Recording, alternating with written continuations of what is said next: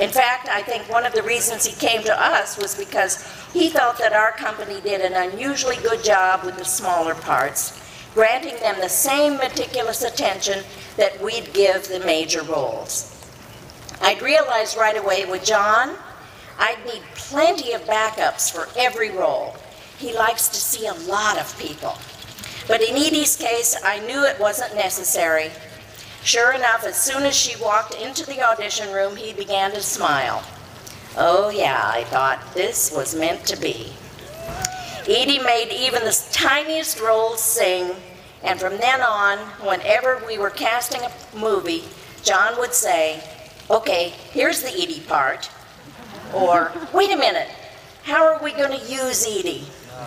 Well, he kept me employed for 5 different movies, and including Planes, Trains, and Automobiles, another big fave. And I'll just tell you about Planes, Trains, and Automobiles, that whole Thanksgiving riff in that film. While Steve Martin was coming up to the desk and he was all upset, I wanted to keep him at bay and give him a little more impetus to be upset. So I put up my finger and I was on the phone. And so the first couple of takes, I did like a transaction for a car.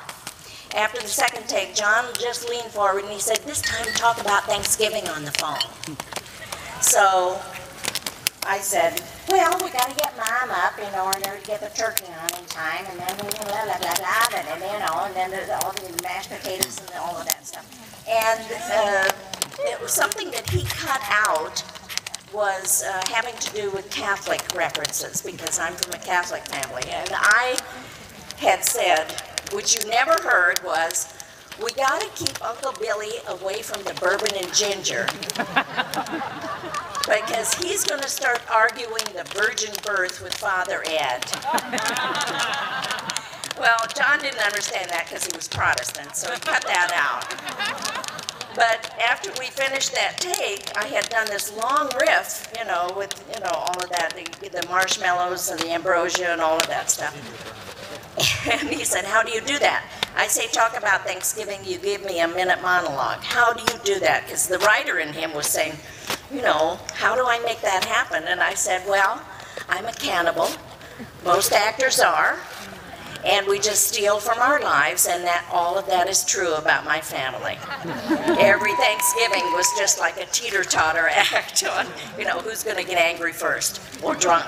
And Catholics, you know, we're just Catholics.